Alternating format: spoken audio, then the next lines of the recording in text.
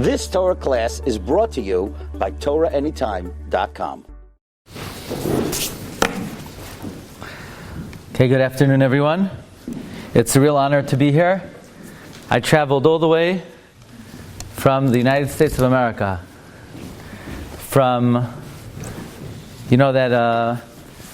I come from New York. New York is one of the 7 continents. And in New York, one of the biggest countries in New York is called Brooklyn. That's where I come from. The Yom Tov of Purim is a very special occasion. In fact, the Rambam teaches us that the main message of Purim is that if you're in a jam and you're in a bind and you have a difficulty, you daven to HaKadosh Baruch Hu and Hashem listens to your tefillah. The message of Purim is the efficacy of tefillah, the power of tefillah. The power of tefillah is seared into the day of Purim. What did we do when we were in a bind? What did we do when we were in trouble? Vayitzaku, they cried out to HaKadosh Baruch Hu. I would like to share with you today, and you should each have one of these very handy cards. This is a diagram of the Beis Hamikdash. Imagine if we could enter the Beis Hamikdash. Imagine if you had the privilege to enter the Beis Hamikdash. Did you ever hear the story of Yosef Meshisa? Yosef Meshisa, you know the story. So I should tell you a different story. I'm going to tell it to you anyway. Yosef Meshisa was a Jewish apostate. He was a heretic. He left the fold. And the Romans took Yosef Meshisa, and when the Romans came to destroy the Beis Hamikdash, they said, Yosef, go in and you could take whatever you want. So Yosef goes in, and he takes the Menorah. And the governor said, no, you can't take the Menorah. That's one thing you can't take. You can have anything else. You could take the Shulchan, you could take the Mizbeach, you could take the Kruvim, but you can't take the Menorah. The Menorah goes to the governor. Go in again and take something else. So Yosef said, no thanks. They said, please, go in. You did it the first time. Why wouldn't you go in again? He said, I'm not going in again. They said, we're going to reward you very handsomely if you go in again. He said, I'm not going in. They said, we're going to kill you if you don't go in again. He said, I'm not going in again. I've angered my Creator one time. I won't anger Him again. And Yosef Meshisa, this apostate who entered the Beis Hamikdash to steal, he gave up his life al Kiddush Hashem. So the question is, the Panovich Rav asks, if he went in one time, what changed? Why did he have a change of heart? Why was he willing to go in once, but once he went in, he wouldn't go in again? Says the Panovich Rav, what changed was he entered the Beis Hamikdash. And when a Jew enters the Beis Hamikdash, they become a different person. They're changed. They're elevated. His entire life was changed forever because he entered the Beis Hamikdash. Imagine if we could enter the Beis Hamikdash. We can. And what I would like to share with you this afternoon, very briefly, is to show you how the way our tefillahs were built and constructed is a parallel to the Beis Hamikdash itself. And as you daven, you are actually entering the Beis Hamikdash. So if you ever noticed, davening starts with 15 brachos. We start, Asher nasan lasach v'ivin al havchem ben yom uvein loila, and so on and so forth. Does anybody know how many brachos hashachar are there? There are 15 brachos hashachar. Well, if you look on your handy card over here, you'll notice that as you enter the Beis Hamikdash, you know how many steps there are going up from the Ezras Nashim until you get to the Ezras Yisrael? There are 15 steps. You ever wonder, why are there 15 Berachos HaShachar? Why not more? Why not less? The 15 Berachos HaShachar literally elevate you until you go from the Ezras Nashim till you get to the Ezras Yisrael. Now, if you ever noticed in the next part of davening, most people don't say this part, but it's worthwhile to be aware of. The next part of davening is you say Shema, Ashreinu, Ma Tov Chalkeinu, Ma Noam Gar Aleinu. We speak about how privileged we are to be Jewish. we speak about the ingathering of the exiles, and we say Shema. You know what that is? You see, does anybody know, are Gentiles allowed into the Beis Hamikdash? Absolutely. They could come, they could even bring karbanos, but they can't go past the Ezras Yisrael. So at this point of time, we separate from all the nations of the world, and now we have exclusive entry. So it's a little bit dangerous. Imagine if you come to Beis Hamikdash with Tony, with Mike, and Tony and Mike, they're bringing their karbanos, and then you wave goodbye to them, and they say, "Hey, Yankel, where are you going?" Say, "Well, I'm going in. You have to stay out." They might get a little testy. They might try to chas v'shalom harm you. So we say we're willing to go in exclusively, and if we have to give up our life, we say Shema Yisrael. That's the meaning and the connection between that part of davening and entering the Ezras Yisrael. Now I'm going to tell you an important halacha. I didn't even realize this. This is a halacha that most girls are not aware of, most women are not aware of. And whether you should do this or not, you'll speak to your rabbeim and your teachers. I'm just here to tell you the halacha. There are parts of davening that women and girls do not have to say, but there is a part of davening that most girls and women are not aware of that they should say, and that is Parshas HaTamid. Women are required to say Parshas HaTamid in the morning. That's the minimum obligation of karbanos, not only for men, for women also. The Mishnah Berurah says it, Rabbi Yashav says it, I told my wife to do it, and my daughter, and my mother, and they all started doing it. But you'll speak to your rabbeim whether that's appropriate for you at this stage. But karbanos is a very important part of davening. The next part, you reach the Mizbeach. The Mizbeach corresponds to karbanos. When you say karbanos in the morning, or even if you don't have a chance to say it, but be aware that the part of davening of karbanos corresponds to Mizbeach. Now, does anybody know? Little trivia question. Whoever gets this answer is going to get something very big, like an extra card. Okay? Right before Psukei de Zimra, after karbanos, there's a chapter, a little chapter, and it's the last thing that's said right before the beginning of Psukei de Zimra, and then we say Kaddish. Anybody know? Can raise your hand? What? Mizmor Shiur. Close. Rabbi Shmuel Omer. Who said that? Whoa. Give her a hand. Rabbi, this special card is designated Rabbi Shmuel Omer. Rabbi Shmuel Omer, and we describe the ways in which the Chazal learn Torah.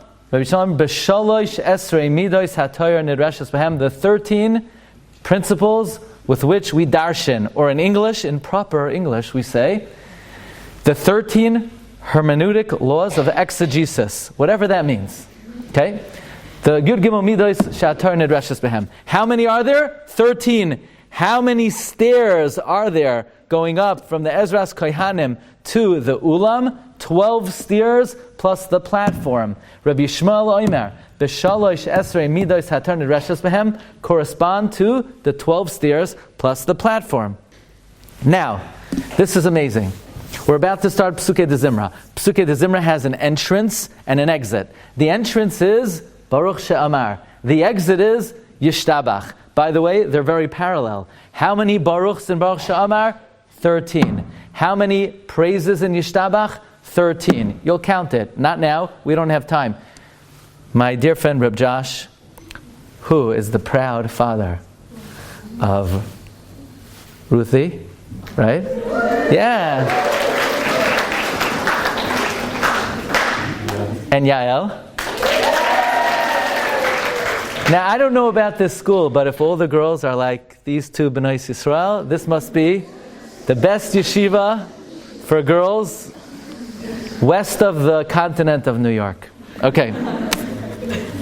So, Psukei de Zimra has an entranceway. The entranceway is Baruch She'amar. The exit is Yishtabach. They're parallel each other. 13 and 13. Actually, something amazing is, do you know how many parts of Psukei de Zimra there are? There are 13 parts of Psukei de Zimra. Watch this.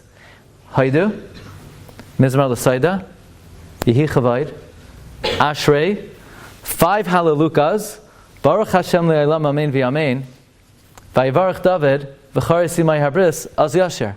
So you have 13 Baruchs in Baruch Shamar, 13 parts of Psukei de Zimra, 13 praises in Yishtabach, Shir Ushvacha, Halel V'Zimra, Oiz U'Memshala, Netzach, Gedula U'Gvura, Tehila, V'Seferes, Kedusha U'Malchus. That's why we start Psukei de Zimra, Rabbi Shmuel Omer, B'Shalosh Esrei Midos HaTorah Nidreshes B'hem. The whole davening is built on the number 13, and actually, how many requests do we make in Shemoneh Esrei? How many blessings in Shemoneh Esrei? 19. 3 in the beginning are praise. 3 at the end are thanks. 19 minus 6 is 13. The entire davening is built on the number 13. But we're about to enter the Ulam. The Ulam, the entranceway, is Baruch She'amar. The exit is Yishtabach. Okay, now we're entering the Kodesh. The Kodesh is the Heichal. So, excuse my back, if you were to enter the Heichal, you had the Shulchan on the north and the Menorah on the south. And the Mizbeach HaKatoras front and center. There are 2 ways with which we recognize Hashem in this world. We can recognize Hashem through the physical world. We study science, we study nature, we could study our own bodies, and we see the plan, the wisdom of the Creator. That represents the Shulchan. The Shulchan represents the physical world. The Menorah, another way to recognize Hashem, an even greater way to recognize Hashem, is by studying Torah. When we learn Torah, we just have an intuition, Lami Sha'amar V'haya Ha'olam, to the one who created the world. The Menorah represents the Torah. The light of the Menorah is the light of the Torah. We have 2 brachos Kriya Shema. Yoitzer Or Uvayrei Choshech. We're thanking Hashem for the physical universe. That is the Shulchan in the north. So if you look on your handy card, if you look in the north, the bracha of Yoitzer Or, represented by the Shulchan. And if you go to the south, the Menorah is represented by the bracha of Ahava Rabbah. Ahava Rabbah is a bracha on the Torah. So Yoitzer Or is the Shulchan, Ahava Rabbah is the Menorah, and when you say Kriya Shema, we love Hashem so much, we would give our life for Hashem. That is represented by the Mizbeach HaKatoras. The Mizbeach HaKatoras, what was offered on the Mizbeach HaKatoras? Not an animal, incense. Incense is something the soul benefits from. So the Mizbeach HaKatoras is the Kriya Shema. Kriya Shema is a reflection on the Mizbeach HaKatoras. Now, we're about to enter the Kodesh HaKadoshim. There's one curtain before the Kodesh HaKadoshim. Anybody know what it's called? Paraychas. The Paraychas represents Baruch Atah Hashem, Go'al Yisrael. And you know, immediately after you say Go'al Yisrael, you start Shemoneh Esrei. You're not supposed to interrupt between Go'al Yisrael and the beginning of Shemoneh Esrei. So too, after the Paraychas, the Kodesh HaKadoshim is right there. Now I'm going to share with you the $1 million Chiddush.